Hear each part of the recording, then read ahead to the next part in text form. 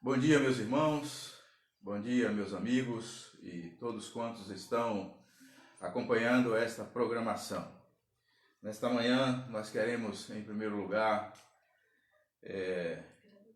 expressar nossas condolências à família da irmã Raquel, lá de Lauro de Freitas, pois aprove a Deus, nesta madrugada, levar ela para a eternidade e, sem sombra de dúvidas, sabemos que ela está no lugar o qual Jesus preparou para ela e para todos quantos aceitam o seu sacrifício e Ele como seu Salvador.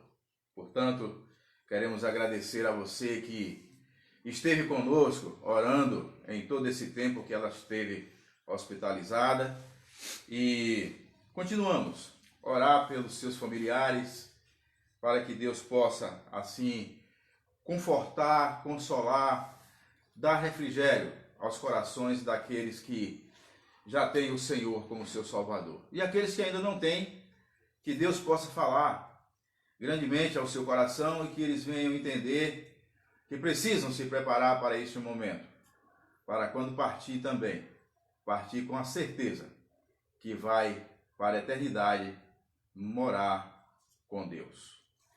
Quero convidar você neste momento para que nós possamos estar orando para começar o nosso culto. E, para tanto, eu quero pedir ao irmão Heber, que está aqui conosco, para falar com Deus neste momento. Curvemos as nossas cabeças em atitude de reverência ao Senhor. Senhor, nosso Deus, nosso Pai que estás nos céus, obrigado, ó Pai, por mais um dia de vida, obrigado, Senhor, por mais uma manhã. Obrigado, ó Pai, pela oportunidade que temos, ó Pai, de ler a Tua Palavra e de louvar o Teu nome neste dia, ó Pai. Amém, Jesus. Muito obrigado, Senhor, por todas as bênçãos derramadas sobre nós, porque sabemos, ó Pai, que não merecemos nada de Ti. Contudo, o Senhor é misericordioso, ó Pai, e nos abençoa mesmo assim, ó Pai. Verdade, Deus. Te pedimos nesse momento, Senhor, que você possa estar confortando, ó Pai, os familiares, a nossa irmã Raquel, que partiu para a eternidade essa noite. Que o Senhor possa, Senhor, estar tendo misericórdia de cada um deles, ó Pai, confortando seus corações. E também, ó Pai, para aqueles que ainda não têm Jesus como Salvador, que o Senhor possa estar dando oportunidade a eles, ó Pai, de ouvir do Teu Evangelho, do Teu Filho Jesus, que eles possam aceitá-lo como Salvador de suas vidas. Amém, Pai. Seja abençoando nessa manhã o culto, ó Pai, tudo que será feito. que seja para a honra e glória do teu santo e excelso nome. Amém. Muito obrigado por tudo, nós pedimos essas bênçãos em nome de Jesus. Amém. Amém. Convido você a abrir o seu cantor para estar nos acompanhando no hino de número 349, Rica Promessa.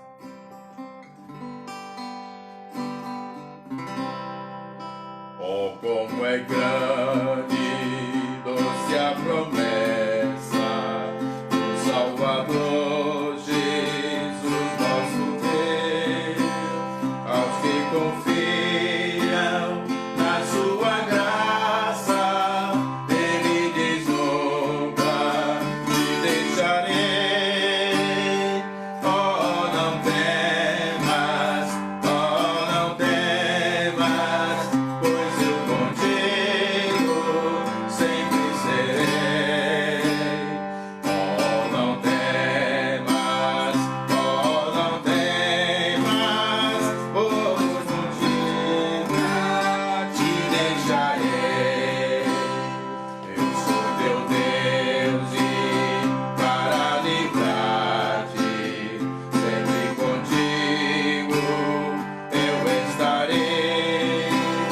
Não temas, pois, porque bem seguro eu pela mão te conduzirei.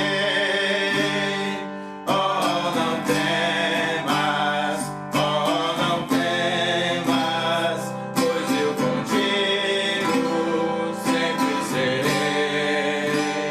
Oh, não temas, pois eu nunca te deixarei.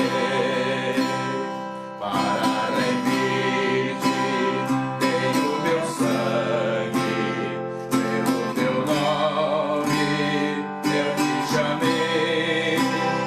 Meu para sempre tu és agora, crê pois que nunca te deixarei. Oh, não temas,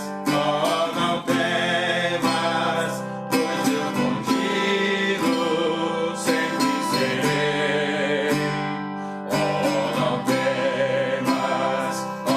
não temas, pois eu nunca te deixarei.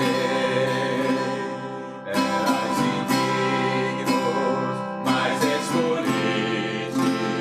Não temas, pois eu muito te amei. Quem dos meus braços pode arrancar-te? Sempre seguro te guardarei. Oh, não temas, pois eu contigo sempre serei. Oh, não temas, pois eu nunca te deixarei. Convido você a estar abrindo a sua Bíblia no livro de Sofonias, capítulo 3, do versículo 1 e 2. Versículos 1 e 2. Sofonias, ainda Velho Testamento, capítulo 3, versos 1 e 2.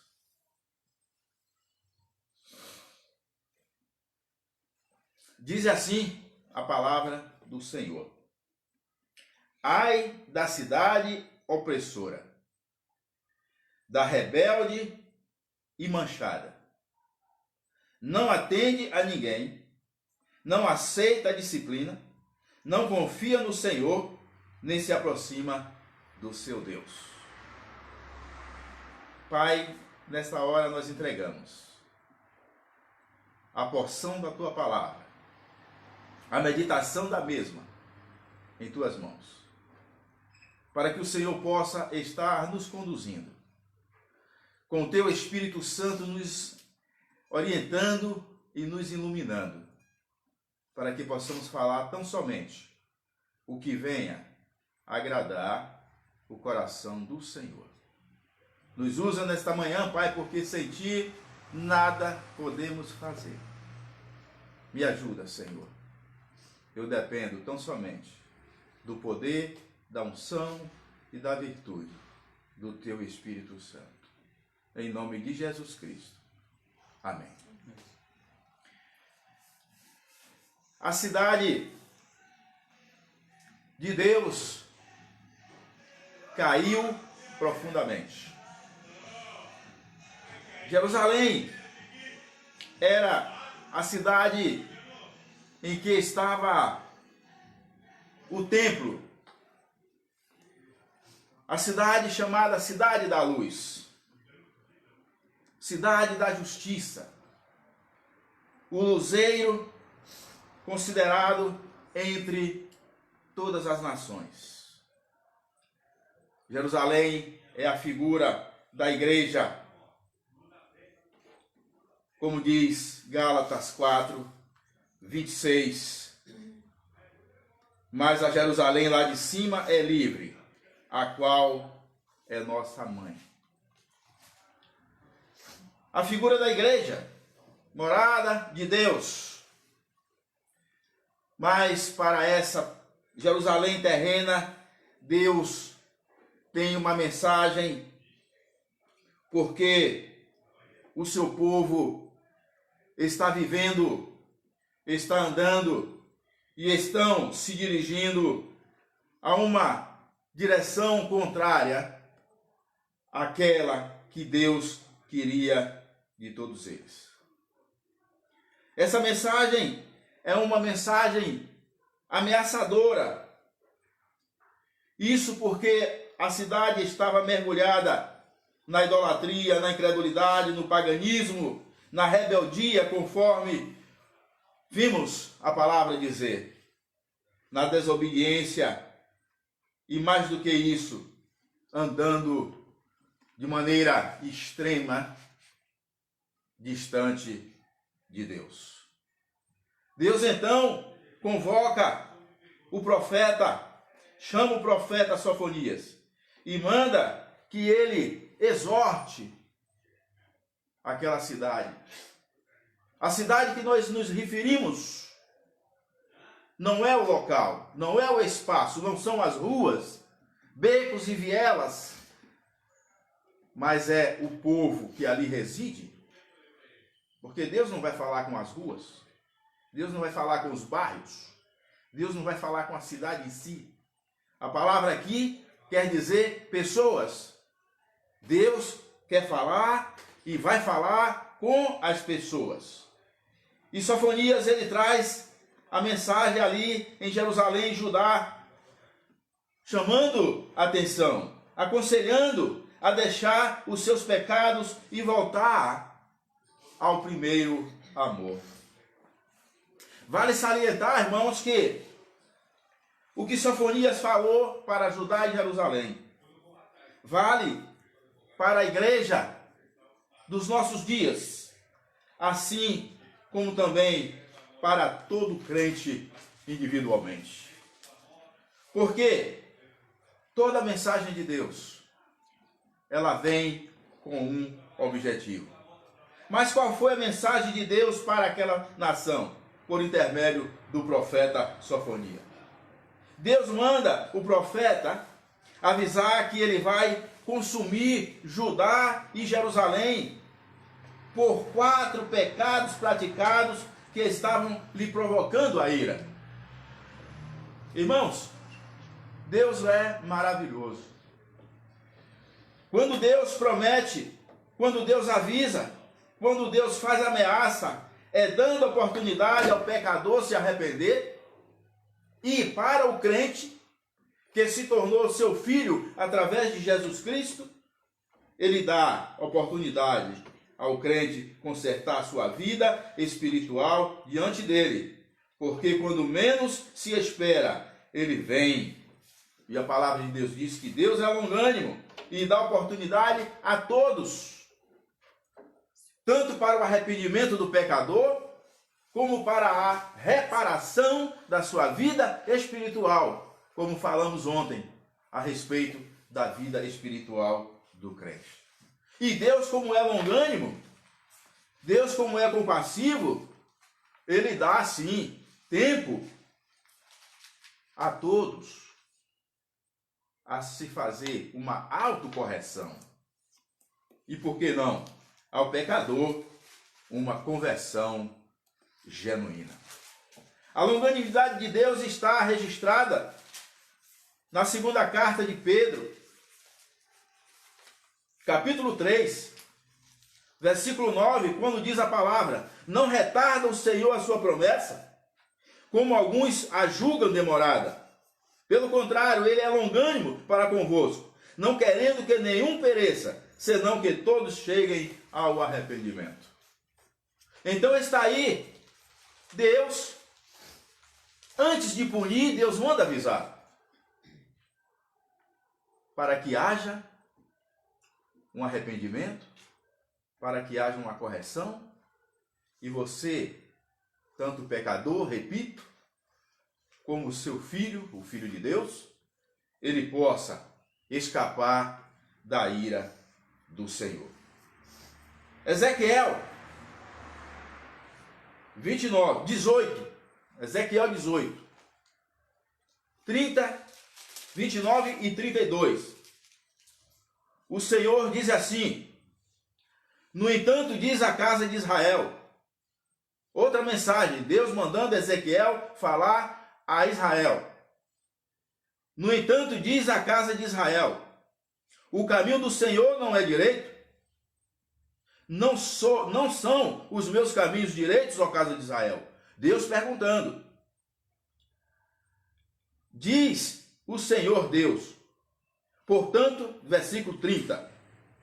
Portanto, eu vos julgarei a cada um segundo os seus caminhos, ó casa de Israel. Diz o Senhor Deus: convertei-vos e desviai-vos de todas as vossas transgressões, e a iniquidade não vos servirá de tropeço. Lançai de vós todas as vossas transgressões com que transgredistes, e criai em vós coração novo e espírito novo. Pois por que morrereis, ó casa de Israel? Porque não tenho prazer na morte de ninguém, diz o Senhor Deus. Portanto, convertei-vos e vivei.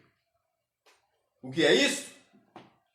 Primeiro, a ameaça de Deus, dizendo que se não houver uma reparação, se não houver um arrependimento, se não houver uma conversão, Deus vem ao encontro de todos com a sua ira. Embora Deus não queira isso, a palavra dele está dizendo, foi ele quem mandou Ezequiel escrever isso aqui, que não é a vontade dele. Ele não quer destruir. Jesus disse que ele veio para construir. Em João 10:10, a Bíblia diz que o inimigo, Satanás, ele veio fazer 3 coisas: roubar, matar e destruir. Mas Jesus veio para dar vida e vida em abundância. Então, resta a você aproveitar esta oportunidade do aviso de Deus e escapar da condenação eterna, se você ainda não tem Jesus como seu Salvador. Deus é misericordioso, bondoso, amoroso, e ele chega a especificar os 4 pecados que estavam condenando aquele povo e que estavam provocando a sua ira.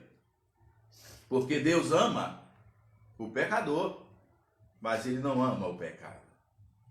Mas quais seriam esses 4 pecados? Primeiro pecado que estava incomodando Deus: não atender a voz de ninguém. Não, está aqui escrito. O povo ouvia, mas não atendia. Não ouvia a palavra de Deus. Não dá atenção, fazer descaso, ignorar, é rejeitá-lo. E quem rejeita ouvir a palavra de Deus pode sofrer a pena da morte eterna no inferno. Romanos 10:17 diz que a fé vem pelo ouvir e ouvir a palavra de Deus. Quando o homem ouve a palavra de Deus, a tendência é ele ter fé e ele aceitar Jesus como seu Salvador. Quando o pecador ouve a palavra, ele está suscetível a ser transformado pelo poder da palavra. A palavra é o Evangelho, a palavra é Jesus. Jesus é a salvação.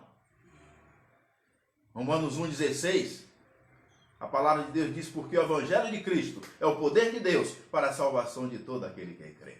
Então é preciso ouvir, é preciso dar ouvido, nem só ouvir, mas dar ouvido, dar atenção à palavra que é falada ao seu coração. Deus está falando ao seu coração nesta manhã.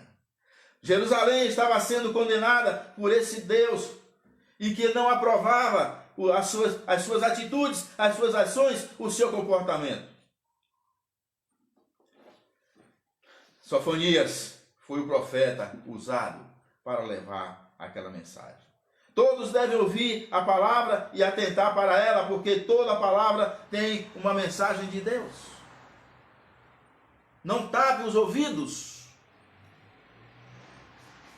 Presta atenção em 1 Samuel capítulo 3. 1 Samuel capítulo 3, nós temos uma passagem muito linda. Capítulo 3, 1 Samuel, versículo 10. Então veio o Senhor ali, esteve e chamou. Deus está te chamando nesta manhã. Prepare os seus ouvidos, prepare o seu coração, porque Deus está falando com você nesta manhã. Então veio o Senhor. Isso é um privilégio, diga-se de passagem, que você tem do Senhor descer do céu e vir até você, te chamar, te convidar. Olha só. Então veio o Senhor e ali esteve e chamou como das outras vezes: Samuel, Samuel. Este respondeu: fala, porque o teu servo ouve. Deus tinha uma mensagem para o povo de Israel, especificamente para o sacerdote Eli, que não estava vivendo de acordo à vontade de Deus, principalmente os seus 2 filhos. E Samuel foi o homem o qual Deus escolheu para transmitir esta mensagem a Eli. Por isso, Deus quer falar também com você. Mas é necessário que você ouça. Diga a Deus: estou aqui, Senhor, e eu quero ouvir o que o Senhor quer falar, para que Ele possa falar poderosamente ao seu coração e que através da voz de Deus a sua vida possa ser transformada. Em segundo lugar, ou seja, o segundo pecado de Judá e de Jerusalém: não aceitar a disciplina de Deus. Como não aceitar a disciplina de Deus? Em Romanos capítulo 9, verso 20, a Bíblia chama a atenção dizendo: quem és tu, ó homem, para querer discutir com Deus? O homem não tem condição de discutir com Deus, porque quando Deus, ele disciplina, é por amor. Não aceitar a disciplina de Deus, não aceitar a disciplina de Deus é rebeldia, e Deus condena a rebeldia, irmão. Deus condena a rebeldia. Eu quero que você vá aqui para Isaías, capítulo de número 31, versículo 1, diz a palavra: ai dos que descem ao Egito e busca de socorro e se estribam em cavalos. Isaías 31, que confiam em carros, porque são muitos, em cavaleiros, porque são fortes, mas não atentam para o Santo de Israel, nem buscam o seu Senhor. Não atentar para Deus. Deus está falando com você e você não está querendo ouvir? Você não está dando atenção a Deus? Atente para Deus. Deus está falando com você. E nunca Deus vai falar com você em vão. Deus tem sempre uma mensagem para o seu coração. A lei de Deus é perfeita. Todo filho rebelde, ele precisa de correção. Você sabia No Velho Testamento, no tempo da lei, quando um filho usava de rebeldia para com seus pais, os pais tinham que levar na presença dos anciãos, na presença dos sacerdotes, e dizer: olha, esse meu filho é rebelde, esse meu filho é contumaz, e entregar para que fosse apedrejado até a morte. Sabia disso? Glória a Deus, porque hoje nós estamos no tempo da graça. O tempo da lei passou. Mas abra lá, Deuteronômio, capítulo 21. Vou lhe mostrar esta passagem para que você possa ler conosco. Deuteronômio, capítulo 21, versículo de número 18. Olha só o que diz: se alguém tiver um filho, quanto mais, e rebelde, de que não obedece à voz do seu pai e à de sua mãe, e ainda castigado, não lhes dá ouvidos, seu pai e sua mãe o pegarão e o levarão aos anciãos da cidade à sua porta, e lhes dirão, presta atenção, e lhes dirão: este nosso filho é rebelde e é contumaz, não dá ouvidos à nossa voz, e é dissoluto e beberrão. Então todo homem da sua cidade o apedrejarão até que morra. Assim eliminarás o mal do meio de ti. Todo Israel ouvirá e temerá. A correção, meu querido, é para o temor de Deus. A correção é para que você considere a soberania, a divindade, o poder e a grandeza de Deus, que é o seu, que é o nosso Criador e é o nosso Salvador. De forma que você precisa atentar para esta palavra. Deus muitas vezes disciplina o seu povo duramente. Deus tem soberania, divindade e poder para nos disciplinar. E quando isso acontece, é para o nosso bem, mesmo que não queiramos aceitar. Provérbios capítulo 3, versículo 11. Eu gosto de ler os versículos, porque lendo a Bíblia, nós vamos estar provando aquilo que nós estamos falando. Então, Provérbios capítulo 3, verso 11 e 12, diz assim: filho meu, não rejeites a disciplina do Senhor, nem te enfades da sua repreensão, porque o Senhor repreende a quem ama, assim como o pai ao filho, a quem quer bem. Muitas das vezes, o pai tem um filho e ele causa uma rebeldia, causa uma malcriação, como de costume nós chamamos, comete uma falta de educação que pode até ser dada, mas ele não pratica, e o pai passa a mão pela cabeça. O costume que nós falamos, né? Não faça isso. Discipline o seu filho. A Bíblia, ela é perfeita. Ela diz que é para você disciplinar. Ela não diz que é para você espancar. Ela não diz que é para você maltratar. Ela não diz que é para você matar. Ela não diz que é para você dar uma surra no seu filho para colocar no hospital. Não. A Bíblia diz para você educar, ensinar. Provérbios 22, 6. Ensina a criança o caminho que ela deve andar, pois depois de velho não se desviará dele. A criança aprende aquilo que você ensinar. A criança vai, sim, aprender a sua disciplina, a sua correção. E certamente ela não vai fazer mais. Deus muitas vezes disciplina o seu filho para isso.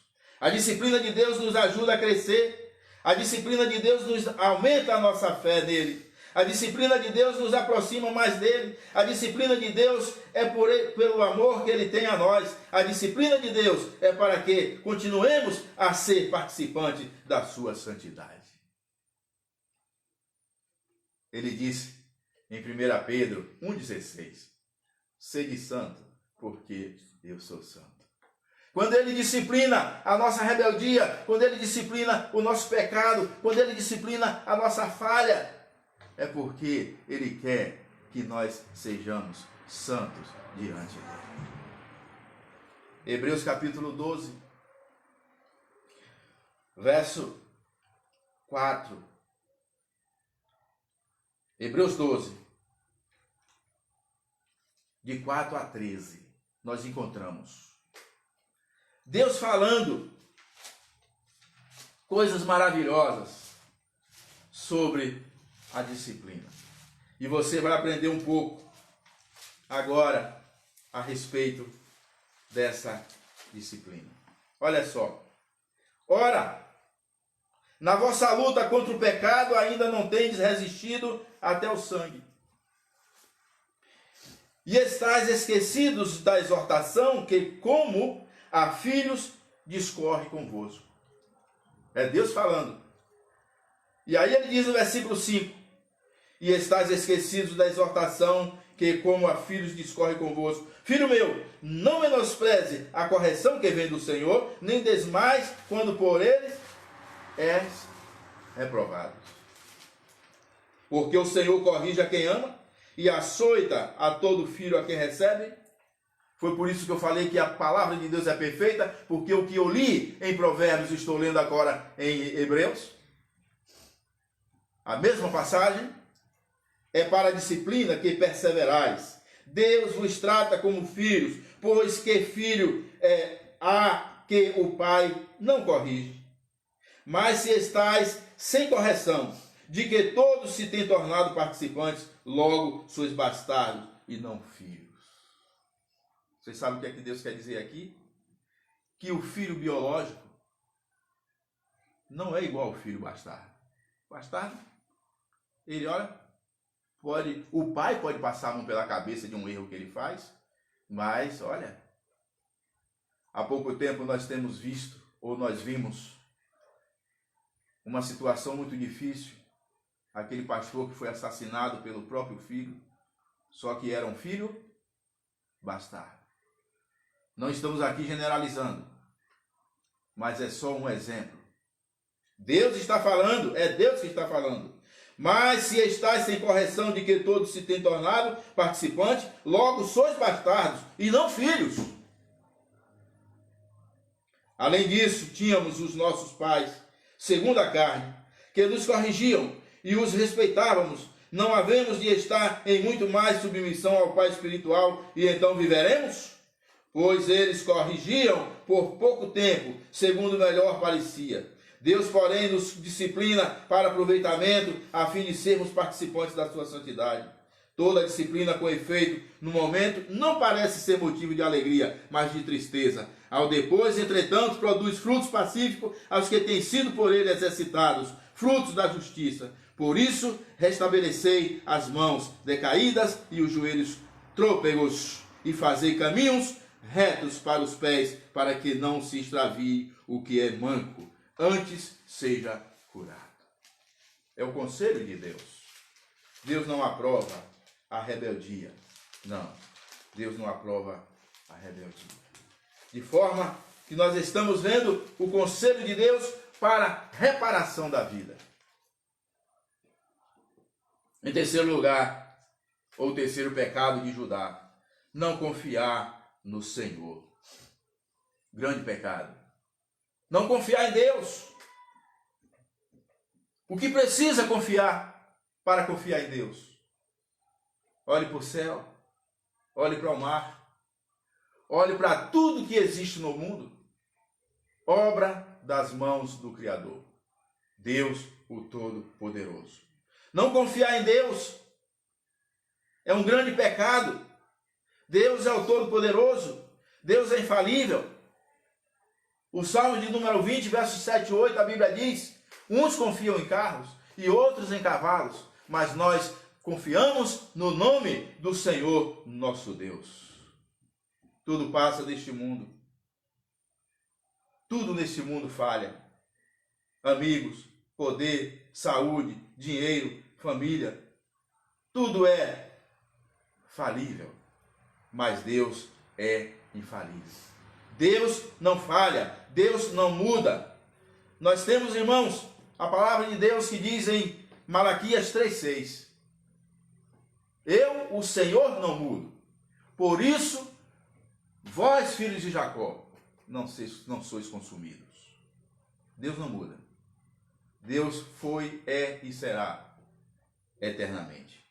Mas Deus, Ele quer que você confie nele.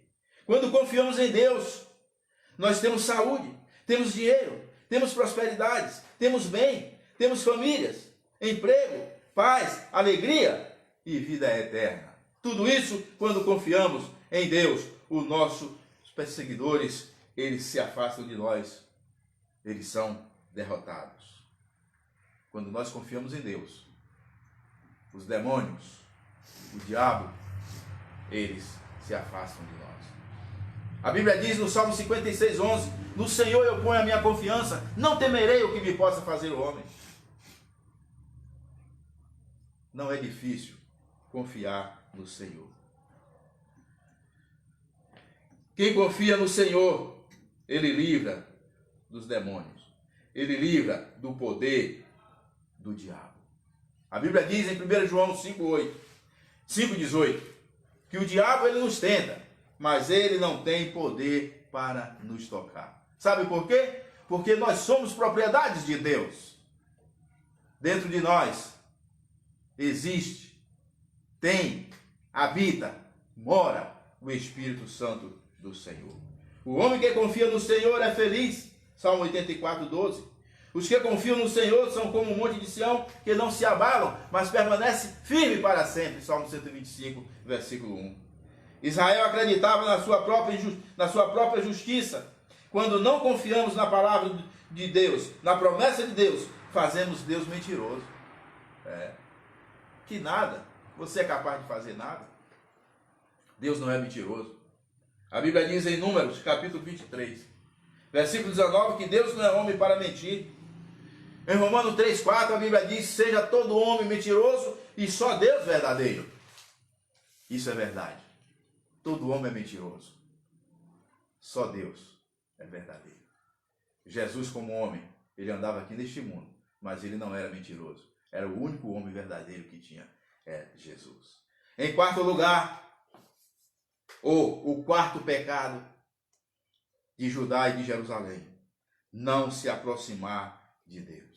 Se afastou de Deus, se distanciou de Deus, se ficou longe de Deus. Sem sombra de dúvida, não é coisa boa. Não se aproximar de Deus. A cidade de Judá, quase na sua totalidade, se afastou de Deus, se dispersou de Deus. O seu Deus abandonou o seu Deus, trocou o Deus vivo por Baal, um Deus morto. E esse Deus, criador do céu e da terra, ele não admite ser trocado, ser substituído, até porque ele é insubstituível. Isaías 42:8. Olha o que Deus fala sobre alguém que troca ele por Baal. Baal é uma imagem de escultura e é a figura de Satanás, diga-se de passagem. 42:8. Isaías 42:8 diz aqui a palavra: eu, o Senhor, este é o meu nome. A minha glória, pois, não darei a outrem, nem a minha honra a imagens de escultura. Deus não concorda, Deus não permite, Deus não aceita ser trocado por uma imagem de escultura. Baal não vê, Baal não anda, Baal não sente, Baal não escuta, Baal não fala, Baal é morto, Baal não serve para absolutamente nada. O nosso Deus é vivo e é o Deus eterno, todo-poderoso. Irmãos e amigos, não sirva a Baal. Não dê culto ou não cultuem a Baal. Imagem de esculturas. Eu estou sendo aqui enfático, porque é a palavra de Deus. O Salmo 115 diz, olha: não a nós, Senhor, não a nós, mas ao teu nome dá glória por amor da tua misericórdia. O homem, imagens, não são dignos de glória. Digno de glória é Deus. Diz a palavra: porque diriam as nações, onde está o teu Deus? No céu está o nosso Deus, e tudo faz como lhe agrada. Prata e ouro são os ídolos deles, obra de suas mãos. Tem boca e não falam, tem olhos e não veem, tem ouvidos e não ouvem, tem nariz e não cheiram, suas mãos não apalpam, seus pés não andam, som nenhum sai da sua garganta. Tornem-se semelhante a eles os que os fazem e quantos neles confiam. Israel, povo de Deus, meu amigo, confie no Senhor, porque Deus, Ele é vivo, Ele é santo e Ele é o Todo-Poderoso. Não chegar ao trono da graça de Deus significa difamar e injuriar a graça do Senhor. Há uma carência de oração ao Deus justo, santo e verdadeiro, e Ele sente ciúmes. Sabia? Deus, Ele sente ciúmes daqueles que procuram a cultuar a Baal. Sabe por quê? Mesmo que você não seja um crente em Cristo, mesmo que você ainda não tenha Jesus como Salvador, Deus, Ele fez você imagem e semelhança dEle. E Ele quer que você encontre o caminho da salvação. E quando Ele vê você adorando a deuses falsos, a deuses que não têm nenhuma validade, que não serve para nada, Deus tem ciúme de você. Ezequiel capítulo 8, versículo 3. Ezequiel 8:3 diz assim: estendeu ele dali uma semelhança de mão e me tomou pelos cachos da cabeça. A visão de Ezequiel. O Espírito me levou entre a terra e o céu e me levou a Jerusalém. Olha, o povo de Jerusalém está adorando, está cultuando a Deus pagãos, e o nosso Deus, o Todo-Poderoso, que é o Deus daquele povo, está com ciúmes. Olha só. O céu e o Espírito me levantou entre a terra e o céu e me levou a Jerusalém em visões de Deus, até a entrada da porta do pátio de dentro, que olha para o norte, onde estava colocada a imagem dos ciúmes que provocam o ciúme de Deus. As imagens às quais o povo adorava estavam na porta do templo ali em Jerusalém, e Deus tinha ciúmes, porque o povo, ao invés de adorar a Deus, esse Deus vivo, Criador dos céus e da terra, e que nos amou, e que mandou Jesus morrer por nós, eles estavam adorando a um Deus que não prestava para nada. Tiago, o apóstolo Tiago, capítulo 5.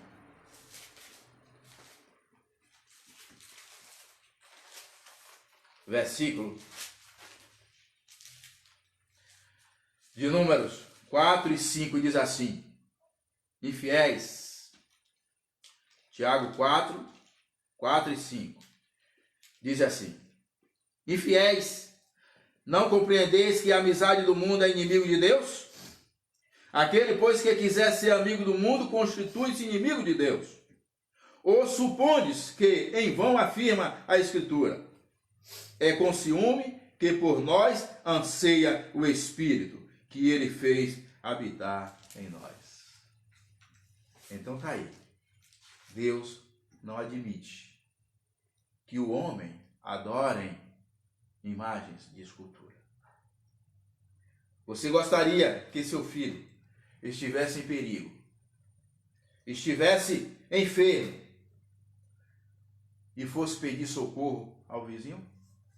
Gostaria? Não, né? Sendo que você está ali perto, pronto para acolher. Por isso que Deus, voltando a Sofonias, que nós já estamos inclusive encerrando, Deus fala àquela nação: ai! Você sabe o que significa esse ai? Coitado. Coitada de Jerusalém. Ai da cidade opressora, da rebelde e manchada. Manchada de quê? Ou por quê? Manchada pelo pecado. E aqui está o questão. No versículo 2. Os 4 pecados cometidos por aquela cidade. Olha aqui. Não atende a ninguém. Foi o primeiro. O segundo, não aceita a disciplina. Terceiro, não confia no Senhor.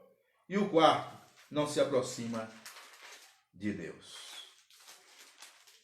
Encerrando, mesmo com toda essa rebeldia, com todo esse pecado, com toda essa ingratidão, porém, mesmo com tudo isso, toda idolatria, toda desobediência, após tudo isso, no mesmo tempo, Deus traz 4 estímulos para esta nação. Primeiro, mesmo que ela não tenha ouvido, Deus continua falando. Já pensou? Segundo, mesmo que ela não aceitasse a disciplina, Ele continua disciplinando em amor.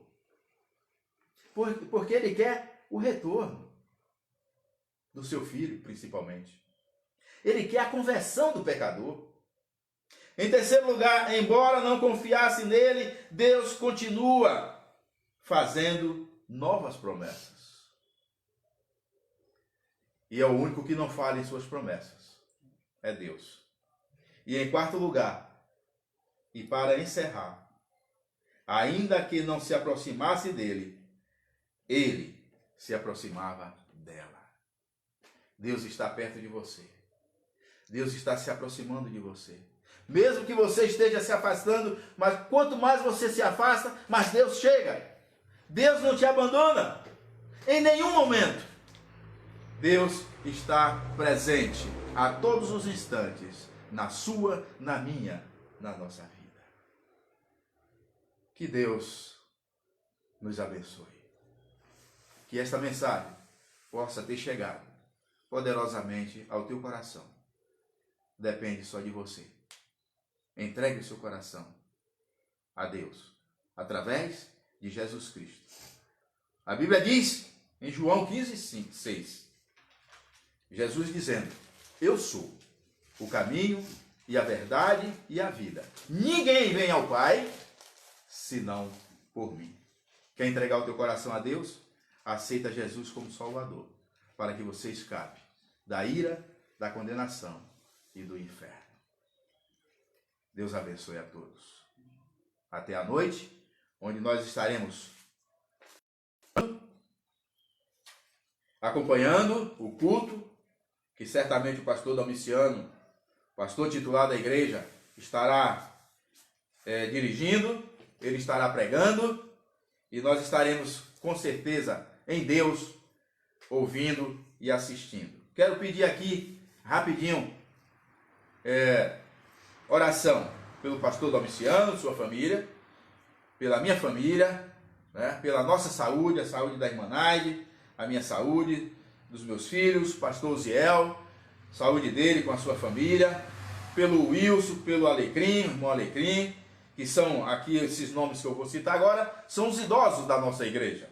Então, o irmão Alecrim, a irmã Edith, a irmã Maria Baiana, a irmã Belisa, a irmã Francisca, a irmã Malvina, a Maria, a irmã Irene, a irmã Raquel lá de Manaus, do Amazonas, a irmã Senira, o irmão Jorge, Júlio e a irmã Raquel, irmã da irmã Ruth. E todos os membros da nossa igreja, todos os crentes em Cristo, porque eu sei que todos eles precisam das nossas orações. Tá bom, queridos? Então, lembre dos nossos irmãos lá de Lauro de Freitas, da família enlutada, para que Deus console e conforte os corações. Vamos orar e após a nossa oração estaremos assim, encerrando o culto nesta manhã e gratos a Deus pela sua paciência e por você estar ouvindo a palavra do Senhor. Querido Deus, nosso Pai Celestial, te damos graças, Senhor, porque entendemos que não merecemos nada do Senhor, mas é pela tua bondade, pela tua graça e pela tua misericórdia que o Senhor nos usa para falar das tuas grandezas. Meu Pai, nesta hora, nós queremos entregar as nossas vidas em tuas mãos. Agradecer por mais um dia que o Senhor nos concedeu, um dia de vida, meu Pai.